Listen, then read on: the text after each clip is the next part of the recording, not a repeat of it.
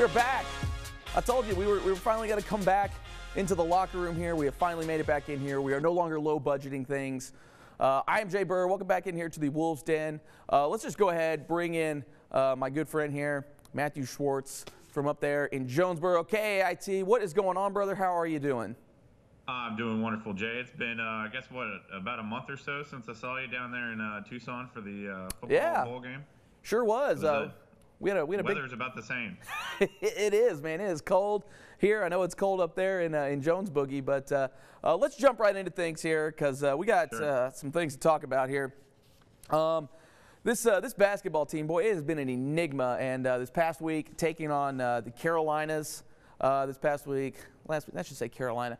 But there you see it. This is the men's teams we're talking about here. So Appalachian State was the Thursday game, Coastal Carolina, and you see kind of some of the statistics there. Both a couple of high-scoring teams.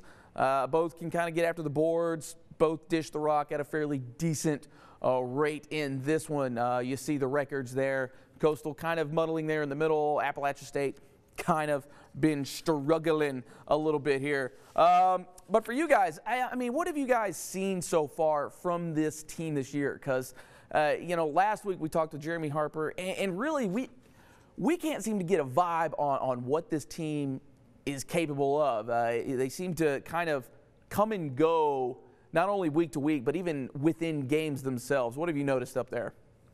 I think that's a really fair assessment. I mean, this team, you know, they'll rattle off a couple games in a row, and you start to say, hey, maybe they've got this thing figured out. Maybe, you know, they're going to head towards the top, and then, you know, they have a game like Saturday where they were never really out of it, but they, you know, just couldn't quite get to that point where they were down 2-4 points and, you know, had a shot to win. You know, it's interesting with this team. I mean, Chris and I take, you know, turns shooting games back and forth and covering them on a weekly basis, and you know, it's just interesting. I always think of it like this team runs through Ty Cockfield. When he's doing well, this team is generally doing well. If he's not having a good game, odds are they're not going to be typically in it. So I would say a lot of it just goes back through him. I mean, that's you know, think about it. This is a guy that's surely going to be a first-team All-Sun Belt player and has to be a favorite to win Player of the Year. So, you know, I think it all goes back to, you know, if Ty Cockfield's running, then this thing is running well. Interesting you bring up Player of the Year. Do you think the record of this team might affect him a little bit? I mean, I know he's putting up just ridiculous numbers in terms of points. But, I mean, kind of like you said, as he goes, this team tends to go. There really doesn't seem to be a super solid number two. I know Marquise Eaton seems to kind of be that guy. We've seen some flashes from a couple other guys here and there. Canbert Koosh, for example, kind of back from some injury, sort of acclimating himself into things. I mean, it's hard for me to really say much beyond the talents and explosion of Ty Cockfield. Well, I mean, you know, that's one of those questions, you know, when you think about other sports like football, baseball, for example, if you got a guy that's got 40 home runs and 100 RBIs, but he's on a last place team, does he deserve an MVP award? Right. With Ty, I think, you know, this guy's averaging almost 21 points a game. That's solid in any league of Division I basketball that you're talking about. So it's tough. It's how do the voters that decide that award, do they decide if it's the most valuable player or is it just the guy that the best player on the best team at the end of the season? So, you know, that's out of my hands, and obviously I guess I have to, you know, I'm slightly biased on this, but you know, that guy is clearly carrying his team. I would say Marcus Eaton's definitely become a solid number two option for them. I don't think he's quite on the level of Ty yet, but you know, even as a biased answer, I got to say Ty Cockfield's a guy that's got to be leading the charge for that Player of the Year award. Absolutely, and you mentioned that this team goes as he goes. For example, in this one, just this past week, in that Appalachian State game, 11 of 20, had a lot of free throws, 32 total points against Coastal Carolina, 2 for 11, didn't hit a three, only 6 points. Obviously, they win App State, they lose to Coastal Carolina. Right. It kind of goes without saying. Is that maybe a problem for this team at some point, that he is that good and that good at creating his own shots, and he kind of distributes the ball a little bit, sets some other guys up. That at times, and this is something that me and Harp noticed, that maybe are there times where, at least you guys have noticed, where the team kind of gets caught tie watching? Well, I think it's more maybe you just have these other teams that come in and game plan, around Ty Cockfield, and they say, hey, if you're gonna beat us, you're gonna have to do it with somebody else. And he's a good enough player where most nights out he can still go get his. I mean, every good player is gonna have some bad games once in a while. I think that's just the nature of playing basketball, or really any other sport for that matter. So, like I said, Marquise Eaton has really developed over this probably middle course of the season as a solid number 2. We've seen some other guys. J.J. Matthews has some flashes as one of the big men down low. Tristan Wally, who actually led the team in scoring on Saturday, I think he had 14. He was the only one in double digits. So I think the big thing is they really just have to get production from guys that are not named Ty Cockfield. And if they can do that, they can compete with everybody else in the Sun Belt. But, when Ty struggles, it makes it hard on this team for sure. Now, I know last week, we kind of told people not to get caught record watching against both these teams. Obviously, with App State, they could put up a lot of points. They gave up a lot of points as well, at least in terms statistically. Coastal Carolina, kind of the same way. Really capable offense. Defense was a little bit lacking. A team like Arkansas State, where the offense tends to come and go, it kind of bit them really in both games. A game that, again, App State, where I think a lot of people thought they should have been able to handle it, considering their defensive woes and some of the other shooting struggles that they had. This team seems to have taken a step back from the first couple of weekends in Sun Belt play. They started out 3-1. Now they're on a little bit of a losing streak. Well, I don't say a losing streak, but it's just been kind of Jekyll and Hyde, not only from game to game, but like I said earlier, even within the game itself. What are you guys noticing about just this team overall, and maybe kind of what's your assessment? I mean, to me, I would think depth is kind of a problem. You look Sure. at some of these guys, and like I mentioned, outside of Ty and Marquise, the offensive production is just kind of, it drops off from those two guys. And so they really have to find that. I mean, you look at it, I believe that was a little over a week and a half ago, the Texas State game where they had a 10-point lead at halftime and gave up that 30-0 run. So maybe that's more of a defensive thing. But, there's been times where they've been in ball games early on, or maybe in the first half, and then second half they just, fell apart. Or Coach Bellato, I spoke with him yesterday, just, getting down in too big of a hole early, getting down double digits, and it's just hard to come back from that. And that's something, maybe it's just a team that needs some more experience, but maybe depth is something too, that hopefully with their next incoming class, maybe that won't be much of an issue. I know they will be without Ty Cockfield next year, but we'll see. Maybe just, it's just one of those things, got to get the guys all together playing the right time. You mentioned this team kind of digging itself a hole. In fact, twice this past weekend, having to dig themselves out of first half holes against Appalachian State, down 43-34, against Coastal Carolina, down 40-27. Obviously able to dig themselves out of that Appalachian State hole, not necessarily against Coastal Carolina.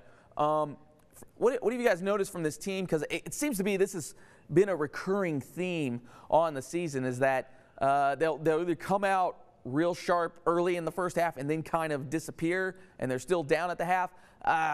But the second half, they seem to sort of figure some things out. What do you notice from half to half, especially this past weekend?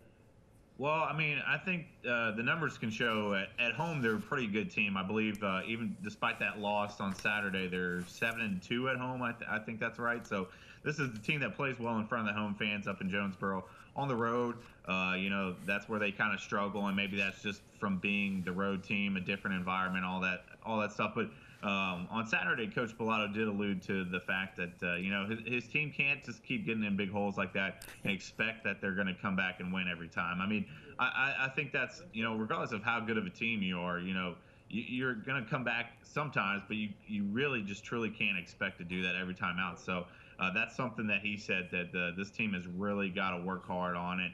And I don't know if that's just coming out of the gates. He did kind of say something too about these guys feel like, I guess, a little extra ounce of confidence for whatever reason. He couldn't figure out why they had that kind of, for lack of a better way to put it, cockiness, or feel like, hey, we're going to go out and win this game. he didn't really seem to sense why they have that. But those are things that he just talked about. We got to figure out a way to avoid getting in big holes early on, because we're not going to win too many ball games, doing that.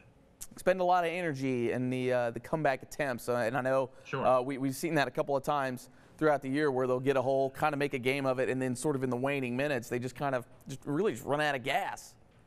Yeah, and for any good team that will take a toll on you, good or bad. I mean, it's you see that basketball is a game of runs. It's a lot of injury, running up and down the floor constantly for 40 minutes. So it's going to take a physical and mental toll on you as well. And these guys, once you get down in a hole, especially when it can be 10, 15 points, guys kind of lose that, mentality that hey, we can still do this thing. I mean, they might tell you that they don't lose that attitude, but I mean, you can see it on their faces when a game's out of hand, or if they're up by so much that they said we got this. So there's definitely mental and physical tolls on situations like that.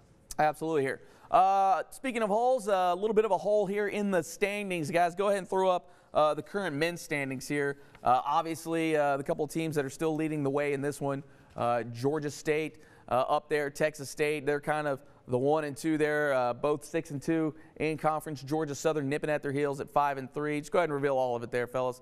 UTA, ULM there. UTA also at 5 and 3, 4 and 3. Kind of looking at the middle of the pack here, we've got a little bit of a log jam there at 4 and 3 from 5 through 7. Lafayette, Coastal there at 4 and 3, excuse me. And then another little log jam here, 3 and 5. So a couple of good weeks, and everybody is kind of back in this thing. Little Rock and App State kind of bringing up the rear right now. So really, it's a fight to be in that top 10 as you can kind of get into that Sun Belt tournament. And then once we get to the Sun Belt tournament, as we've seen many a times, anything can happen. Schwartz, where do you kind of put this team in the overall scope of things? And again, it seems like they're decent. At least statistically, we've seen that, decent three-point percenting. They score. They play some solid defense. Just not getting it done in terms of the win column. But where would you kind of put this team in the hierarchy of the Sun Belt Conference? It's so hard to tell with them because, like I mentioned earlier, you saw them. They go compete on the road at Texas State, who's the clubhouse leader in the Sun Belt right now, have a 10-point lead at halftime and ultimately fall. You've seen them, the bottom team in the league, App State, kind of struggle to come back and win. And then the middle ground teams, you see them compete. They've beat some of them. They've lost to some of them. So it's just so hard to tell with this team because obviously they can it's clear that they can compete with everybody in the league. That's not a question. It's just, can they beat everybody in the league? So sure.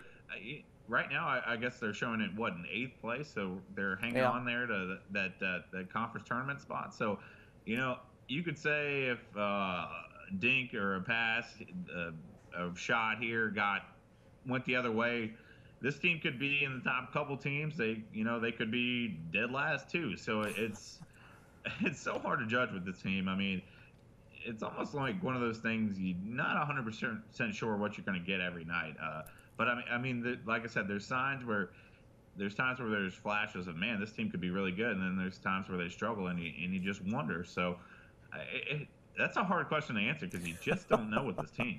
And really, you kind of don't know with this conference. It seems like everybody's kind of having not necessarily the same issues, but it's just such a logjam there. And really, 5 and 3, 3 and 5, there's not a whole lot of separation, not only in terms of, obviously the standings, but in terms of the quality of the teams. I mean, you got everybody from the Louisianas, which they swept, at least in the first round of meetings, all the way down to, Little Rock, App State, which, they got Little Rock this week. App State struggled again. So, it's a wild conference, that's for sure.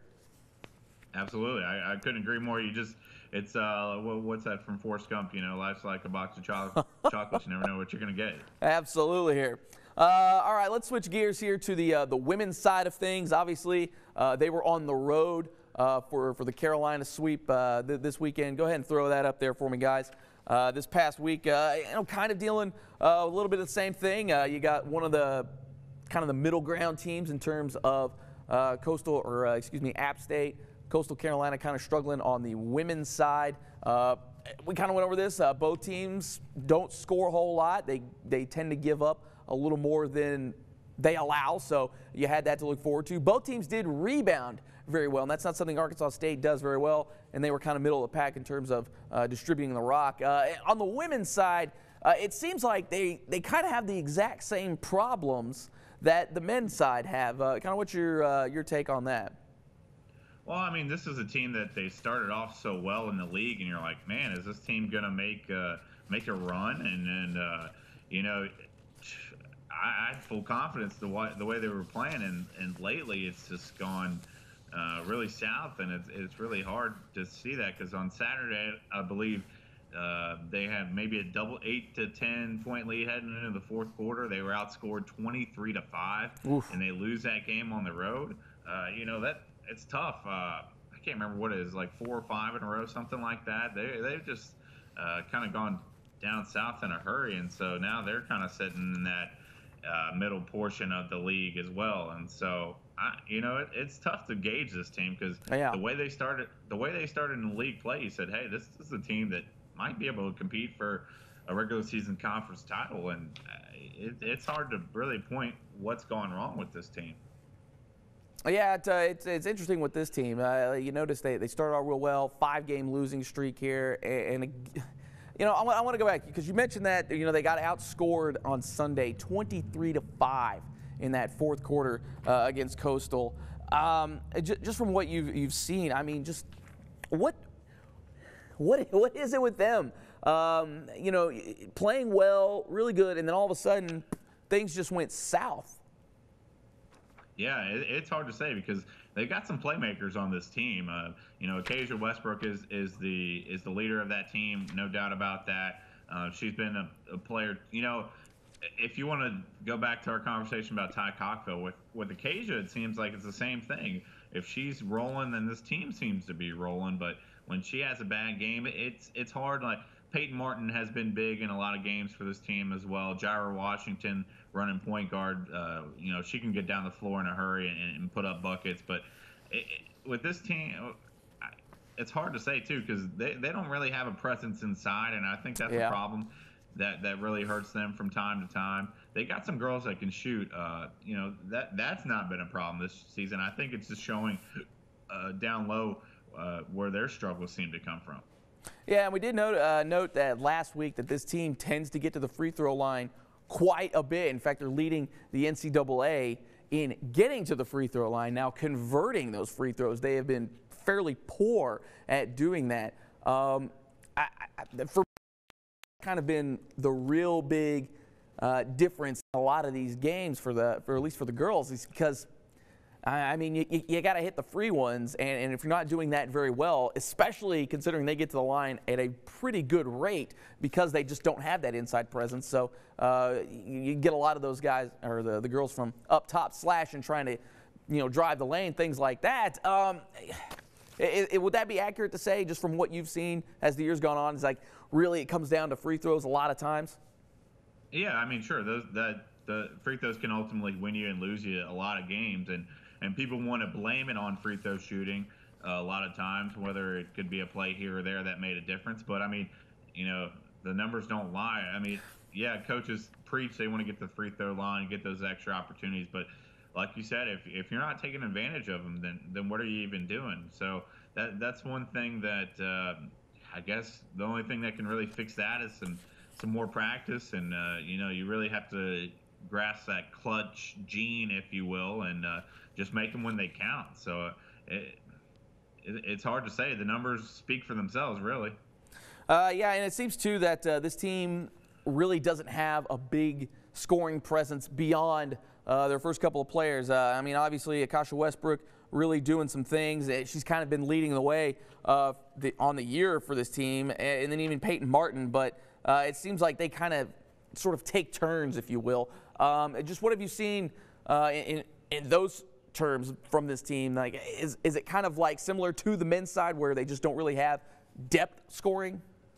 I mean, like I mentioned just a minute ago, down low, there's not that person that you can say, hey, we got to get the ball inside to so-and-so, or, you know, she's got to have a double-double every night. I mean, it's kind of like Acacia can go create her own shots, and she can go to work.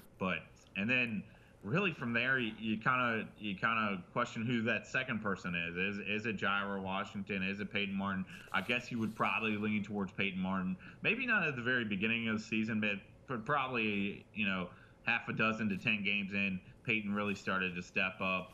But that's one of those things too, where it's just having 3-4 players in basketball, whether it's high school, college, or the NBA or WNBA for this matter. Having multiple players that can do different things is so big.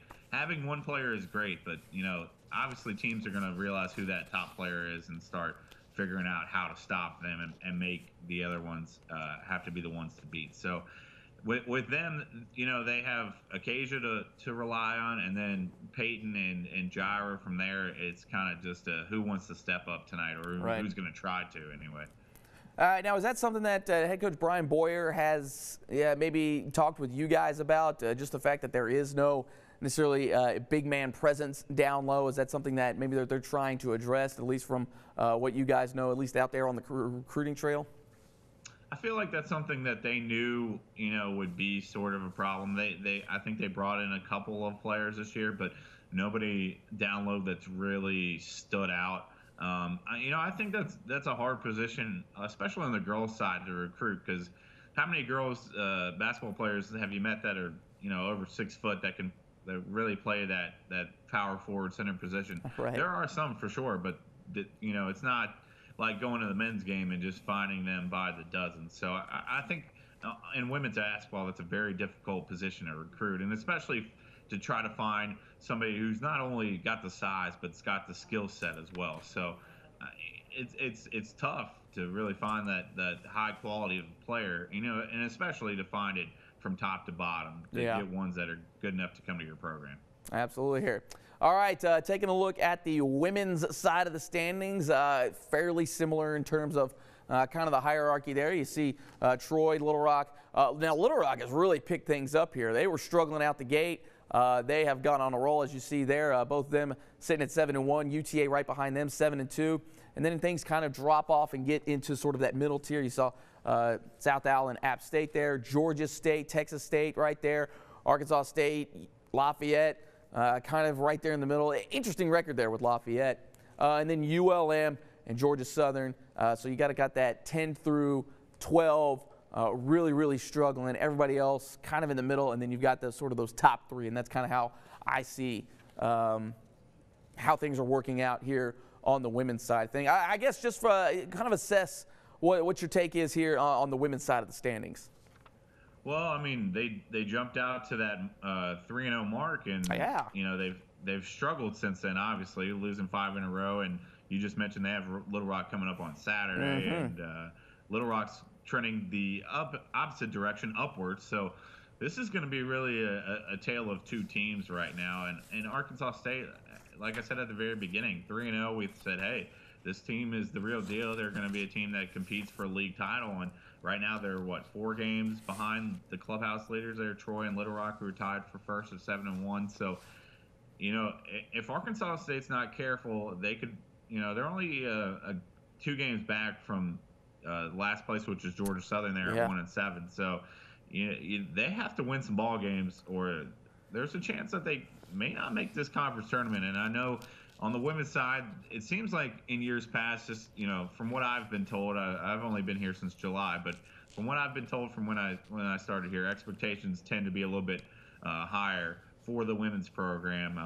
Being on the cusp of making that NIT or NCAA tournament ultimately. So this is the team that really has to step up and do it right now, or they may not even make the conference tournament if they're not careful. Well, we're hoping they can at least survive and kind of stay sort of above that 10 line there. So like you said, they got a couple of games to play with, but the way things are trending right now, you don't really want to burn them early on in this one. So let's get into next week. Only one game for both of these teams, both coming on down here to the capital city, taking on the Trojans. They're at the Jack Stevens Center. Let's talk about the men real quick. In terms of the men, they're I mean, flat out, they're just not very good. They're kind of struggling, same way that Arkansas State is. Just to throw a couple of numbers out there at you. Now, this team tends to score a little bit. They got 76, a little under 77 per game, puts them in the top 100 in terms of their scoring defense, though, allowing 77. So that kind of puts them really at the bottom tier of the country. They will make some field goals. They're 16th in the country in terms of field goal percentage. Some other things that stick out, they do not shoot the free throws very well at all, 64%. So this could be a game where it's going to come down to the free throw line because both these teams, or at least Arkansas State anyways, tends to get to the line. You see a lot of that with using a lot of their athleticism. Little Rock also turns the ball over a lot. Again, kind of plays right into Arkansas State's hands with that pressure defense. Little Rock tends to foul a lot. Let me see what else here kind of stands out. Yeah, so some of your big key things, they tend to rebound pretty well, at least on the defensive side. Now, they will not rebound offensively. Really down there, 332nd in the country in terms of offensive rebounds, but on the defensive side, top 100. So taking all of that into account here, Schwartz, how do you sort of see this one sort of playing out on the men's side? Because, again, you break down some of those numbers.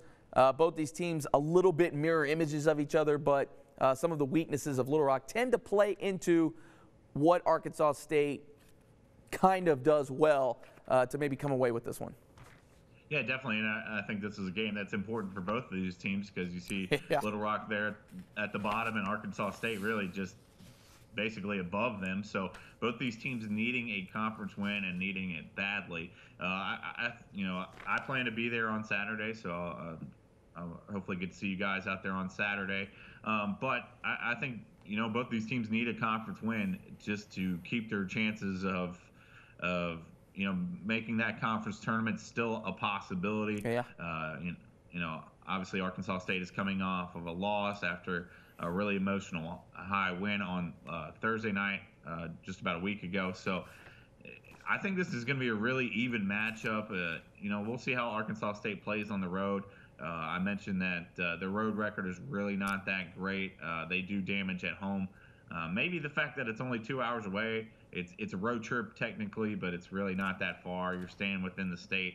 Maybe they'll get some, Red Wolves fans there from the Little Rock area to come out and support them. So this is a game that has importance for both of these teams for sure. Absolutely, and it's always fun to watch this matchup just because of that Little Rock Red Wolf dynamic. How many people will come out for this one, despite both teams kind of struggling this year. But I like what you mentioned there. This is kind of one of those games where, it's a rival game, so it's always important. But on top of that, these two teams are kind of fighting for the last couple of spots, at least as of right now, for that Sun Belt tournament. So it's going to be interesting how this one. And here's your hot take. Is this a bigger rivalry just because of basketball than it is with Arkansas? I mean, that's something that these teams have played a lot on the hardwood. So I'll leave that up for everybody to discuss, but I'm sure that's probably not the correct answer. But anyway. It's always fun to stir that drink up a little bit here. Also, a game, if you can't make it out there for whatever reason, ESPN Plus, our own Ben Creighton, will be on the call for that one there. Let's switch it over to the women's side. Just looking at some of the numbers that they got, they play some mean defense over there on the Little Rock side of things. Now, offensively, they're not as explosive as they have been in the past, but a top 50 defense, only allowing 57.8 per game. So that is something that you're going to have to look at. And with a team like Arkansas State struggling to score, that could be something that plays right into the hands of Little Rock here. In terms of some other things here, again, I'm a numbers guy. I like to throw them out there for you guys. 3-point field goals per game for Little Rock. They don't shoot the three a whole lot. They'll try to bang you down low a lot more than anything. They're not real big down low either, kind of similar to what Arkansas State is. So this could be kind of a perimeter-oriented game despite the fact that they don't shoot the three a whole lot. They will not turn the ball over, though, and they will dish the rock. So the assist-to-turnover ratio for Little Rock, pretty darn good, and I think that's something that will cause some problems for Arkansas State. It's going to be interesting to see how that they will approach this game because, again, Little Rock they play sound defense, but they will allow some threes. Now, granted, that was early in the season. They were kind of getting burned from three. They tightened things up a little bit. It'll be interesting to see how that plays out. And that's not a team that will shoot the three. So I don't think this is going to be one of those games traditionally where you'll see, at least in the past couple of years, where Little Rock kind of runs away with this thing because they're bombing threes away, which they've kind of done in spurts in the past. So again, here we go, taking all of these things into account. They're not a great rebounding team either. How do you see the women's side here playing out? Well, I mean, like you mentioned, they give up some threes and things like that. That's something I think Arkansas State does a lot, is shoot threes. This is a team, Arkansas State too, if they're not shooting threes, they're running up and down the floor and trying to get a quick bucket as fast as they can. So maybe that's going to work to their advantage on Saturday. Again, this one is important too for similar reasons. I mean, like we talked about in the standings, Little Rock has won 5 in a row, I believe that is, and they're sitting tied for first in the conference. Arkansas State has lost 5 in a row after starting out 3-0. They're in that middle portion of the league, trying to avoid the bottom, trying to stay eligible for the conference tournament. Right. So this is important, for Little Rock to maintain, first place, at least a share of it. Important for Arkansas State not to lose another one, because you start to lose 5, 6 in a row, and I got to imagine your confidence as a team has to start getting shot and just starting to turn the other way. And after what seemed to be a promising start to at least the conference season standpoint, you don't want this team to fall completely apart. And they're not that far away from doing that. And I hope for their sake that doesn't happen. So I think this would be a big road win if Arkansas State can come down to Little Rock and take one over the Trojans there. But Little Rock, they want to win the league too, so they're going to be hungry to come after the win. And obviously, Little Rock, a team that you've mentioned before, they protect their home floor on the women's side a lot better than what they do on the men's side, because I think just the past couple of years, even the two paths of those two different teams. I mean, Coach Foley and company, I mean, they are a machine. They got that thing rolling. Whereas they've struggled a little bit on the men's side with some of that. I guess you'll give you a bold prediction time here. How do you see men's game, women's game unfolding quickly here? Well, I don't want anybody to that's watching this to not like me. I want to keep all my friends and then add some, especially for the viewers in the Little Rock area that don't get to watch us on a nightly basis. So I want to make some new friends when I come down to Little Rock. I don't want to be having soda cans and all kinds of stuff thrown at me. I want to be a peaceful guy. That's how I like to maintain myself. So I'll try to keep it I guess politically correct or nice as I can. I really think the men's game is going to be very competitive. I think it's going to be a close one. Like I said, Arkansas State with some troubles on the road, but I think this is a game that's definitely winnable for them and one that they need to keep alive. And for the women's game, the numbers are hard to bet against Little Rock. I mean, top of the league, won 5 straight. Team you mentioned, has done some really good things. I honestly haven't been able to see them this year, but Arkansas State, for them, it's such a pivotal game that they really need to have, go in the left-hand side of the column for them. So yeah, it's going to be tough, and I don't know.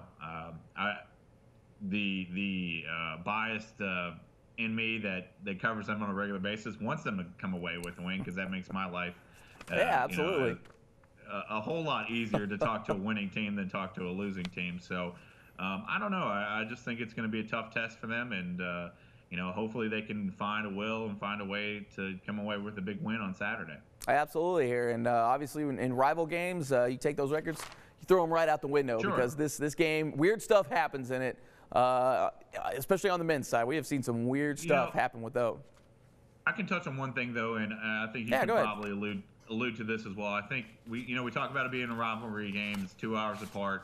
But there is a good core base of Arkansas State fans that are in the Little Rock area, as I'm sure you can add on to that. So maybe the fact that maybe they'll get some more support there, maybe it won't feel so much like a road game. Maybe it'll be kind of like a neutral site game to a point. So, if you can get the Arkansas State fans to show up around the Little Rock area, and even from Northeast Arkansas, maybe that road game type of feel won't be as big of a factor. Well, I know the one thing that everybody is happy about is this game is on a weekend. I know the conference kind of messed things up a little bit past few years where they put this game in the middle of the week. It's right where it needs to be. Saturday night, the Jack Stevens Center. Get on out there. Absolutely. I will try to make it out there for sure. But again, you can hear this game on ESPN Plus. If for whatever reason you cannot get out there, you will hear our own Ben Creighton on the call.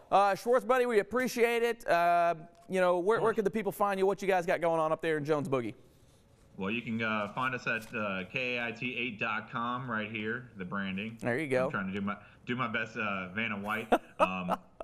On Facebook as well. I believe it's Matt Schwartz Region 8 Sports, or we do have a Region 8 Sports Facebook page where we're posting constantly about Arkansas State and then high school stuff. I know a lot of our high school stuff can tend to tie in with Little Rock area schools as well. And then on Twitter you can find me at Matt Schwartz TV. That's SCHWARTZ. So I'll be tweeting out updates of Arkansas State on Saturday as well as throughout the week and things of that sort. So if you're a Red Wolves fan and coming to the game on Saturday, you can see me. Don't throw anything at me. Just shake my hand and say hello. So. Yeah, we'll keep it friendly down here. But Schwartz, we definitely appreciate it you coming on, and we'll have to do it again soon. Absolutely, anytime. All right, brother. All right, so that will do it. Again, one game this week for both the men's and women's down at the Jack Stevens Center. So make sure you guys come on out for that, and we will have all the breakdown for you guys coming up next week as we get into the sort of the Sun Belt Conference tournament push here, as we're kind of right there in the middle part of the Sun Belt Conference season. All right, well, that will do it this week. You hear the music? That means they're telling me to shut up. So, for all of us here in the Wolves Den, we will see you all next week.